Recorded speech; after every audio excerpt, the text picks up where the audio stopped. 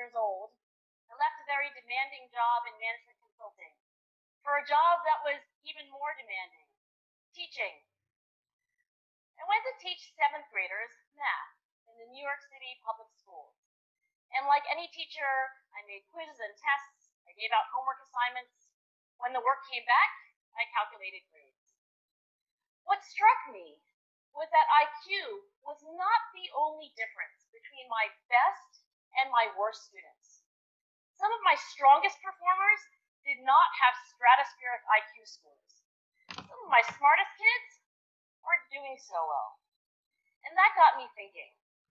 The kinds of things you need to learn in 7th grade math, sure, they're hard. Ratios, decimals, the area of a parallelogram. But these concepts are not impossible.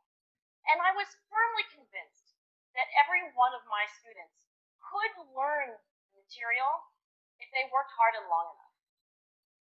After several more years of teaching, I came to the conclusion that what we need in education is a much better understanding of students and learning from a motivational perspective, from a psychological perspective. In education, the one thing we know how to measure best is IQ. But what if doing well in school and in life depends on much more than your ability to learn quickly and easily? So I left the classroom and I went to graduate school to become a psychologist. I started studying kids and adults in all kinds of super challenging settings. And in every study, my question was, who is successful here and why? My research team and I went to West Point Military Academy. We tried to predict which cadets would stay in military training and which would drop out. We went to the National Spelling Bee and tried to predict which children would advance farthest in competition. We studied rookie teachers working in really tough neighborhoods, asking which teachers are still going to be here in teaching by the end of the school year. And of those, who will be the most effective at improving learning outcomes for their students? We partnered with private companies asking which of these salespeople is going to keep their jobs? Who's going to earn the most money? In all those very different contexts, one characteristic emerged as a significant predictor of success. And it wasn't social intelligence, it wasn't good looks, physical health, and it wasn't IQ. It was grit. Grit is passion and perseverance for very long-term goals. Grit is having stamina. Grit is sticking with your future, day in, day out, not just for the week, not just for the month, but for years, and working really hard to make that future a reality. Grit is living life like it's a marathon, not a sprint. A few years ago, I started studying grit in the Chicago public schools. I asked thousands of high school juniors to take grit questionnaires, and then waited around more than a year to see who would graduate. Turns out that grittier kids were significantly more likely to graduate, even when I matched them on every characteristic I could measure. Things like family income, standardized achievement test scores, even how safe kids felt when they were at school. So it's not just at West Point or the National Spelling Bee that grit matters, it's also in school, especially for kids at risk for dropping out. To me, the most shocking thing about grit is how little we know, how little science knows about building it. Every day, parents and teachers ask me, how do I build grit in kids? What do I do to teach kids a solid work ethic? How do I keep them motivated for the long run? The honest answer is, I don't know. What I do know is that talent doesn't make you gritty. Our data show very clearly that there are many talented individuals who simply do not follow through on their commitments. In fact, in our data, grit is usually unrelated or even inversely related to measures of talent. So far, the best idea I've heard about building grit in kids is something called growth mindset. This is an idea developed at Stanford University by Carol Dweck, and it is the belief that the ability to learn is not fixed, that it can change with your effort. Dr. Dweck has shown that when kids read and learn about the brain and how it changes and grows in response to challenge, they're much more likely to persevere when they fail because they don't believe that failure is a permanent condition. So growth mindset is a great idea for building grit, but we need more. And that's where I'm going to end my remarks because that's where we are. That's the work that stands before us. We need to take our best ideas, our strongest intuitions, and we need to test them. We need to measure whether we've been successful, and we have to be willing to fail, to be wrong, to start over again with lessons learned. In other words, we need to be gritty about getting our kids grittier. Thank you.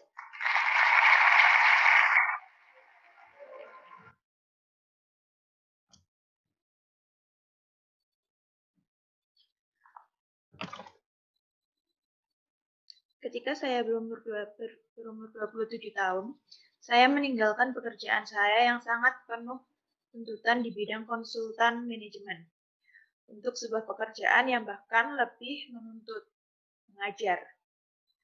Saya mengajar matematika untuk kelas 7 SMP di sekolah-sekolah negeri di kota New York. Dan seperti guru lainnya, saya membuat beberapa kuis dan ujian. Saya memberi PR dan ketika tugas-tugas tersebut dikumpulkan, saya memberi nilai. Hal yang mengagetkan adalah IQ bukanlah satu-satunya perbedaan di antara siswa-siswa terbaik dan terburuk saya. Beberapa dari mereka yang mendapatkan nilai terbaik tidak memiliki IQ yang begitu luar biasa. Beberapa dari anak-anak yang paling cerdas tidak begitu berhasil. Dan ini membuat saya berpikir, beberapa hal yang perlu Anda pelajari di matematika untuk SMP kelas 1 tentu saja sangat sulit. Perbandingan, desimal, luas jajar genjang. Tetapi konsep-konsep ini bukannya tidak mungkin. Dan saya sangat yakin bahwa setiap murid saya dapat mempelajari materi tersebut jika mereka bekerja keras dalam waktu yang cukup lama.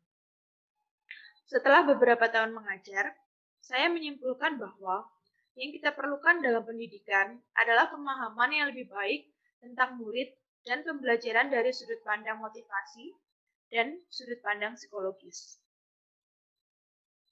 Dalam pendidikan, salah satu alat ukur terbaik yang kita ketahui adalah IQ. Tetapi bagaimana bila keberhasilan di sekolah dan kehidupan lebih banyak lagi tergantung pada hal-hal selain dari kemampuan kalian untuk belajar dengan cepat dan mudah.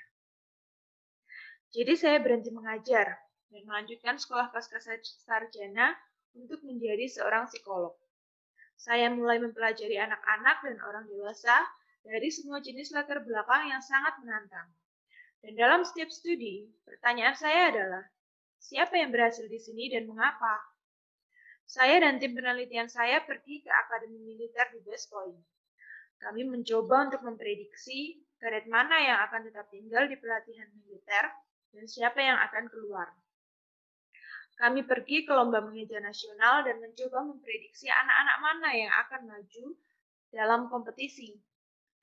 Kami mempelajari guru-guru baru yang bekerja di lingkungan yang benar-benar sulit dan bertanya, guru-guru mana yang masih akan tetap mengajar pada akhir tahun ajaran sekolah dan siapakah di antara mereka yang paling efektif dalam meningkatkan hasil pembelajaran bagi siswa mereka. Kami bekerja sama dengan perusahaan-perusahaan swasta dan bertanya-tanya, siapakah di antara staf penjualan yang akan tetap bekerja, dan siapakah yang akan menghasilkan uang paling banyak? Dalam semua konteks yang sangat berbeda itu, sebuah karakteristik muncul sebagai prediksi keberhasilan yang signifikan dan penting. Dan hal itu bukanlah kecerdasan sosial, bukan penampilan yang menarik, kesehatan fisik, dan juga bukan IQ. Hal itu adalah tekad. Tekad adalah semangat dan ketekunan untuk tujuan-tujuan jangka panjang. Tekad berarti memiliki stamina. Tekad melekat dengan masa depan setiap hari, bukan hanya selama seminggu, bukan pula 1 bulan. Tapi untuk bertahun-tahun dan bekerja benar-benar keras untuk membuat masa depan itu menjadi kenyataan. Tekad adalah menjalani hidup seperti sebuah pertandingan lari maraton, bukan lomba lari jarak dekat. Beberapa tahun lalu, saya mulai mempelajari tentang tekad di sekolah-sekolah negeri di Chicago. Saya minta pada ribuan siswa SMP untuk mengisi kuesioner tentang tekad, kemudian menunggu 1 tahun lebih untuk melihat siapakah yang akan lulus. Ternyata, anak-anak yang lebih bertekad akan jauh lebih mungkin untuk lulus. Bahkan ketika saya mencocokkan mereka dengan setiap karakteristik yang bisa saya ukur. Hal-hal seperti pendapatan keluarga, nilai ujian akhir, bahkan seberapa anak-anak merasa aman ketika mereka berada di sekolah. Jadi, tidak hanya di West Point atau lomba-lomba mengeja nasional, tekad itu penting. Hal ini juga berlaku di sekolah, terutama pada anak-anak yang beresiko untuk putus sekolah. Bagi saya, hal yang paling mengejutkan tentang tekad adalah betapa sedikit yang kita ketahui, betapa sedikit ilmu pengetahuan yang kita ketahui tentang membangun tekad. Setiap hari, orang tua dan guru bertanya kepada saya, bagaimana saya membangun tekad pada anak-anak? Apa yang harus saya lakukan untuk mengajar anak-anak etos kerja yang kuat? Bagaimana cara mereka untuk tetap termotivasi dalam jangka panjang? Jawaban yang jujur adalah, saya tidak tahu. Apa yang saya ketahui adalah bahwa bakat tidak membuat Anda memiliki tekad. Data kami menunjukkan dengan sangat jelas bahwa ada banyak individu-individu berbakat yang tidak mengikuti komitmen mereka. Pada kenyataannya, dalam data kami, tekad biasanya tidak berhubungan atau bahkan berbanding terbalik dengan besarnya bakat. Sejauh ini, ide terbaik yang pernah saya dengar tentang membangun tekad pada anak-anak adalah sesuatu yang disebut dengan pola pikir yang berkembang. Ini adalah sebuah ide yang dikembangkan di Universitas Stanford oleh Carol Dweck, dan itu adalah kepercayaan bahwa kemampuan untuk belajar dapat berubah, bahwa hal itu dapat berubah dengan usaha Anda. Dr. Dweck telah menunjukkan bahwa ketika anak-anak membaca dan belajar tentang otak, dan bagaimana otak berubah dan berkembang dalam menanggapi tantangan, mereka cenderung lebih tekun saat mereka gagal. Karena mereka tidak percaya bahwa kegagalan adalah kondisi permanen. Jadi, pola pikir yang berkembang adalah ide yang bagus untuk membangun tekad. Tapi kita perlu lebih banyak lagi. Dan di sini saya akan mengakhiri ucapan saya, karena di sanalah tempat kita berada. Itu adalah pekerjaan yang ada di hadapan kita. Kita perlu mengambil ide-ide terbaik kita, intuisi kita yang terkuat, dan kita perlu untuk menguji mereka. Kita perlu untuk mengukur apakah kita telah berhasil, dan kita harus bersedia untuk gagal, untuk menjadi salah, untuk mulai dari awal lagi dengan apa yang sudah kita pelajari. Dengan kata lain, kita perlu bertekad untuk membuat anak-anak menjadi lebih bertekad. Terima kasih.